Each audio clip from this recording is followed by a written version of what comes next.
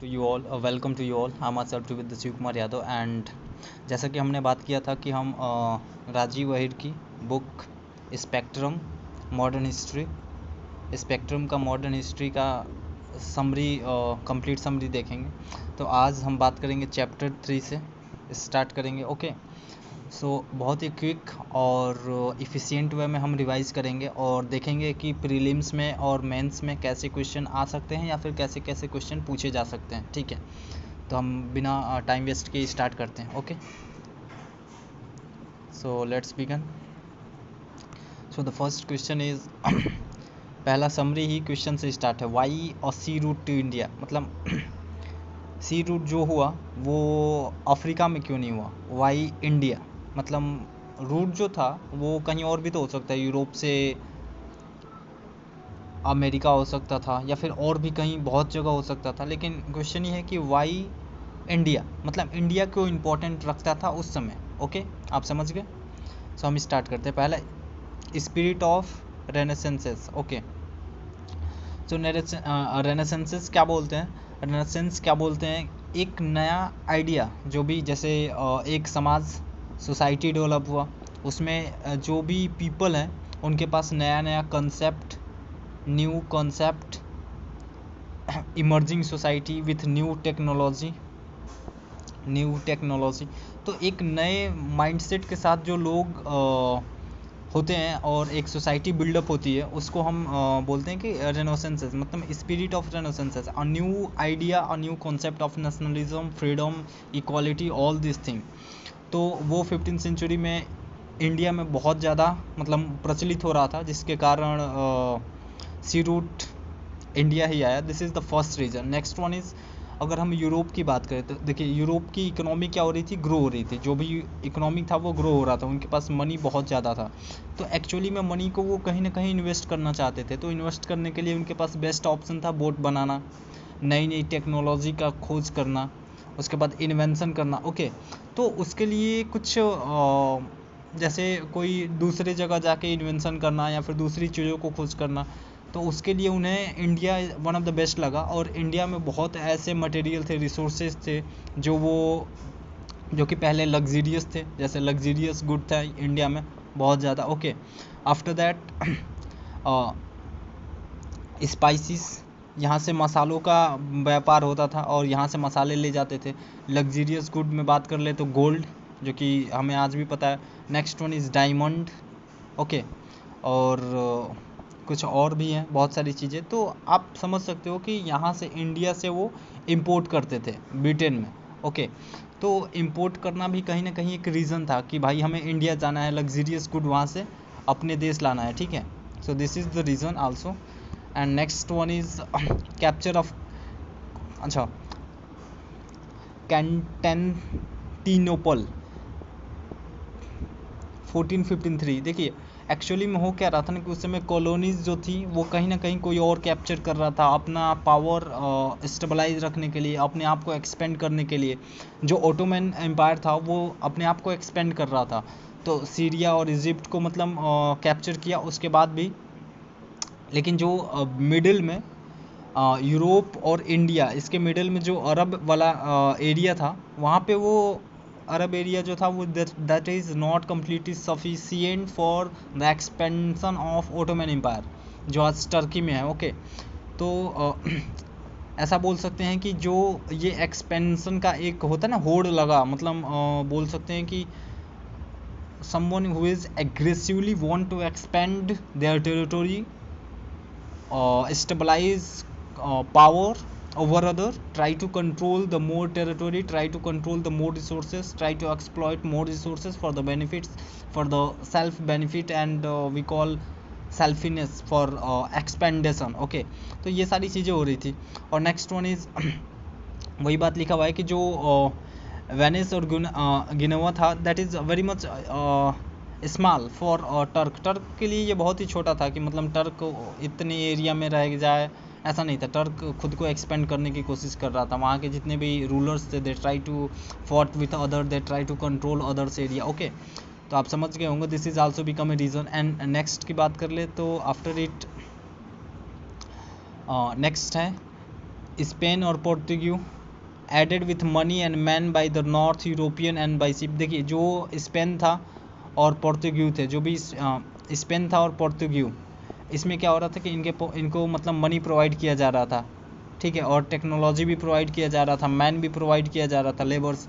सो जिसके कारण ये भी अपने आप को एक्सपेंड करना चाहते थे। तो एक्सपेंड करने के लिए India become the best to exploit that, to expand them. तो वहाँ से यूरोपियन से ये इंडिया शिफ्ट हो गए वाया सी। ओके, नेक्स्ट और भी 2-3 रीज़न थे जो इसमें बताया नहीं गया है। सो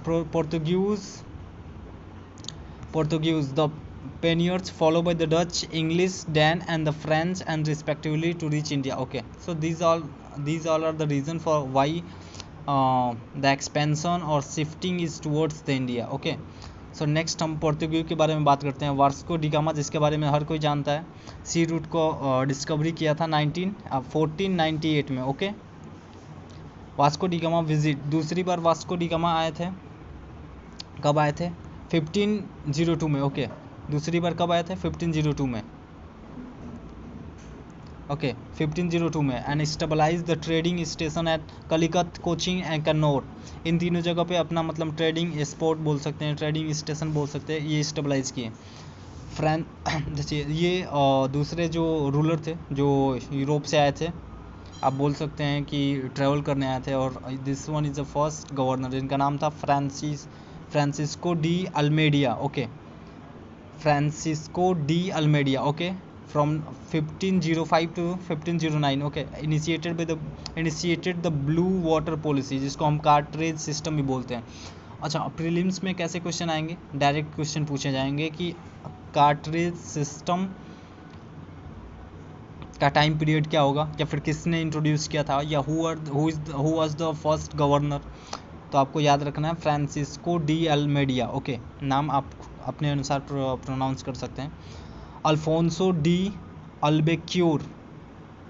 ओके, इनका काल का टाइम पीरियड क्या था? 1509 से 1515। Okay, consider to be the founder of the Portuguese power in India.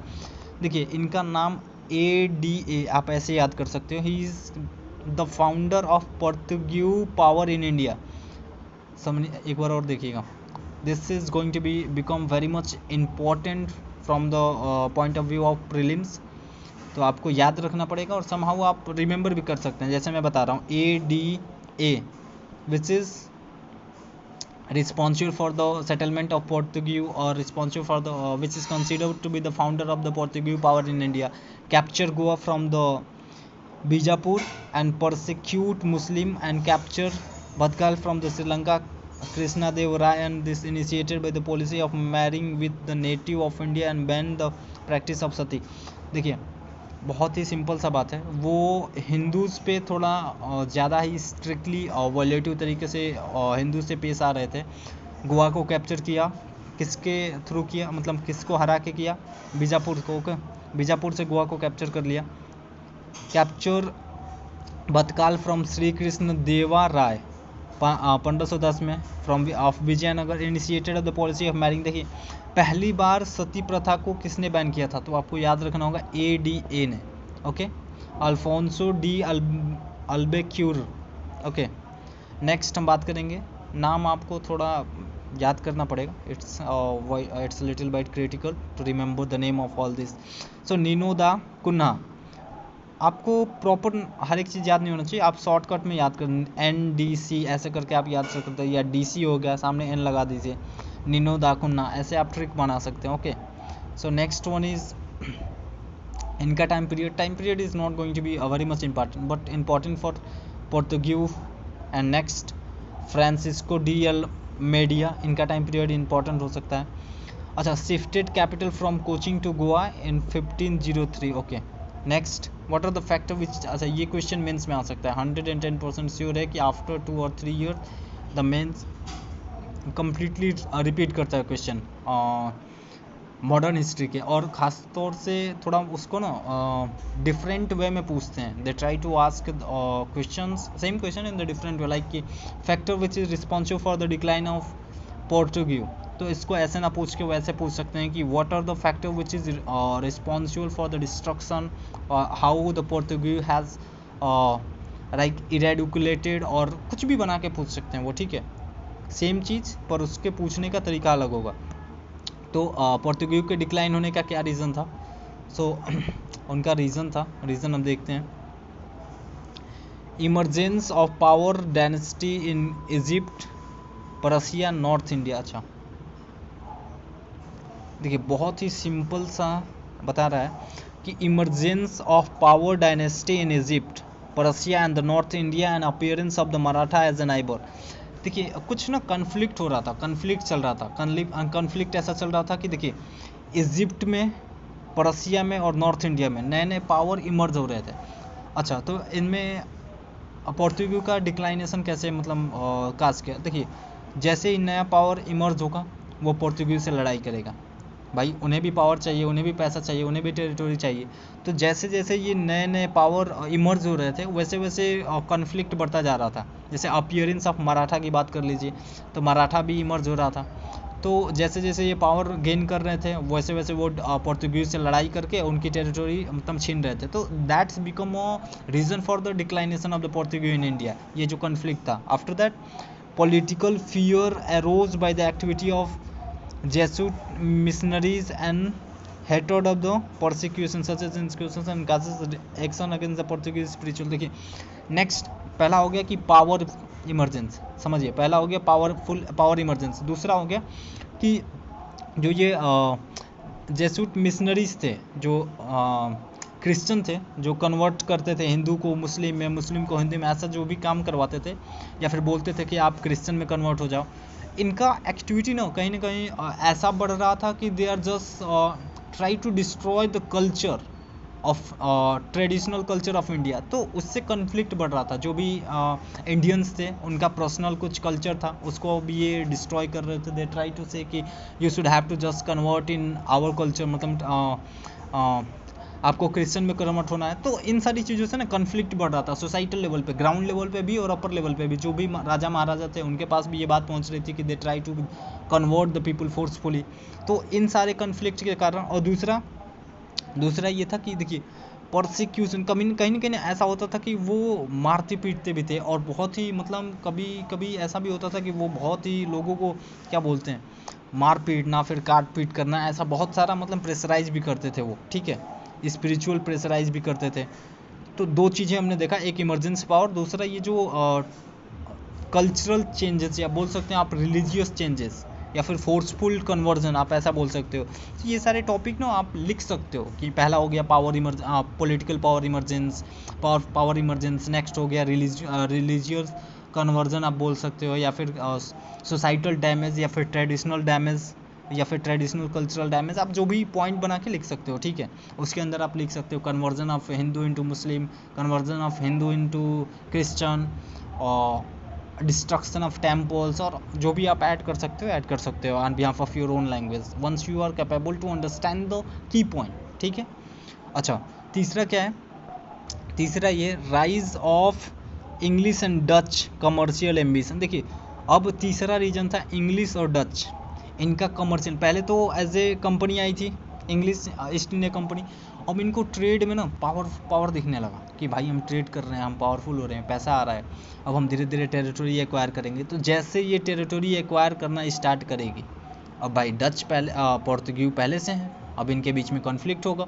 वैसे ही जो ये डच है, डच भी टेरिटोरी एक्वायर करेगी, ट्रेड हैंडल कर रही है, तो उनके पास भी पैसा है, they also try to acquire territory. तो जैसे जैसे ये पावर में आएंगे ये आपस में तीनों लड़ने लगेंगे, जो इंग्लिश है, डच है और पोर्तुगीज है, और इनके कन्फ्लिक्ट के कारण पोर्तुगीज जो है वो कमज़ोर पड़ जाएगा, और कमज़ोर पड़ने के कारण क्या होगा, इनका डिक्लाइन हो जाएगा, ठीक है। अब भाई ये दे डोंट, मतलब Portuguese don't have the capability to stand against the English to compete they, नहीं है भाई उनके पास उतना पैसा नहीं होगा, ठीक है। So that's become the reason for that. अच्छा नेक्स्ट क्या है, ये तो तीसरा टॉपिक है, मतलब कहीं ना कहीं इकोनॉमिकल डिक्लाइनेशन ऑफ पोर्तुगीज आप बोल सकते हो। देखिए अगर मुझे टॉपिक में लिखना हो तो मैं लिखूंगा economical declination of Portuguese, economical power declination, और दूसरा बोल सकते हैं टेरिटोरियल शिफ्ट, टेरिटोरियल शिफ्ट बोल सकते हैं, ऐसे आप मेंस में पॉइंट बना के लिख सकते हो। टेरिटोरियल शिफ्ट ऑफ पोर्तुगीज, क्या होता था कि उनसे उनके हाथ से टेरिटोरी छीन जाती थी, नहीं कंट्रोल कर पाते थे, और भी बहुत सारे रीजन आप खुद से लिख सकते हो। अच्छा, और नेक्स्ट टॉपिक क्या है? करप्शन। भाई साहब उस समय भी rampant corruption and greed, selfishness amongst the piracy, जो चोरी होता था, जो समुद्रों में चोरी होता था, क्या बोलते हैं उसको, पायरेसी बोलते हैं। अच्छा, अब देखिए, मेन मुद्दा तो यहाँ पे है भाई, ये सिलसिला बहुत पहले से चलता आ रहा है करप्शन का। करप्शन के बाद ग्रीड का, लालच।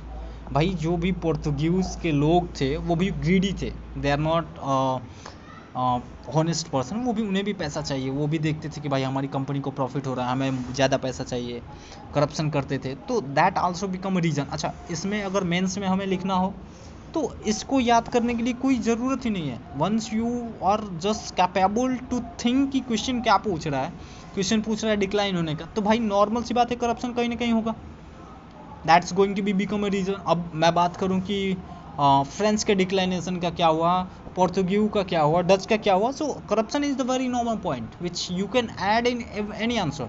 मैं यहाँ पे आपको आंसर लिखने बता रहा हूँ, basically we are not going to discuss की समरी क्या है, समरी तो आप खुद से भी पढ़ सकते हो। सो द बेसिक कंसेप्ट कि how you are going to systematically create the point from your inner brain after thinking कि भाई क्वेश्चन क्या पूछ रहा है, after critical analysis of question.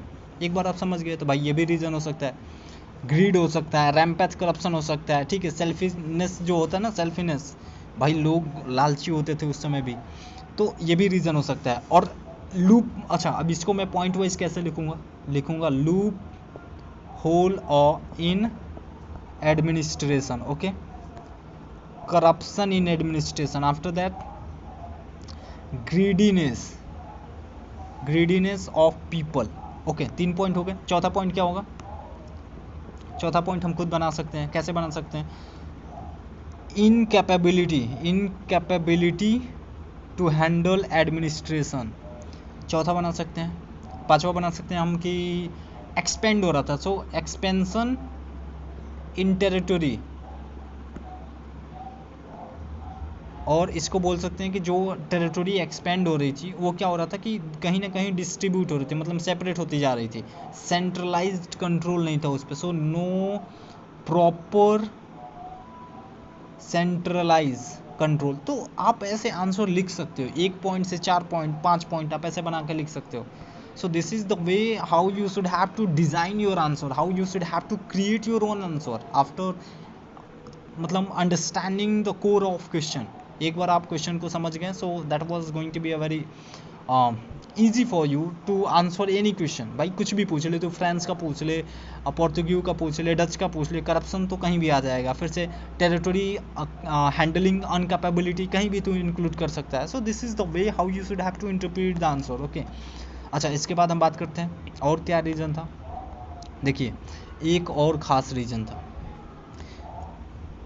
Diversion of Portuguese colony ambition. जो एक एम्बिशन होता है ना कि मुझे क्या चाहिए, पोर्तुगीज को इनिशियली चाहिए था कि वो टेरिटरी हैंडल करनी चाहती थी, एक्वायर करनी चाहती थी इंडिया में, बट जैसे जैसे टाइम बीतता गया कहीं ना कहीं उनका शिफ्ट चेंज होता गया, ठीक है, तो उनका एम्बिशन भी चेंज हो गया कि भाई चलो ठीक है, इतना कंपटीशन हो रहा है, मार धाड़ हो रहा है, लड़ाई हो रही है, मैं उतना पावरफुल नहीं हूँ, तो कहीं ना कहीं मुझे छोड़ देना चाहिए। तो कहीं ना कहीं उनका एम्बिशन भी चेंज हो गया, और इस चेंज के कारण क्या हुआ, इस चेंज के कारण ये हुआ कि उनका शिफ्ट इंडिया से नहीं, अब वेस्ट की तरफ होने लगा, ब्राज़ील साइड में, वो ब्राज़ील की डिस्कवरी कर लिए, ठीक है, उनका वेस्ट से ब्राज़ील की तरफ शिफ्ट हो गया, ठीक। So colonial ambition towards the west due to the discovery of Brazil. आप एक मिनट का सोचिए, क्या हुआ कि उस समय उनको ब्राज़ील मिल गया था, यहाँ आपका अमेरिका है, यहाँ आपका कहीं अमेरिका है, यहाँ पे ब्राज़ील है, और यहाँ पे इंडिया है, तो कहीं ना कहीं शिफ्ट उनका वेस्टर्न साइड में हो गया था। वो भी एक रीज़न बना कि वो मतलब इंडिया छोड़ने लगे थे, या फिर उनका इंटरेस्ट कम होने लगा था। So this is the reason factor for which is responsible for the declination of Portuguese, okay. और बाकी चीज़ें हम नेक्स्ट वीडियो में पढ़ेंगे, ओके। Thank you.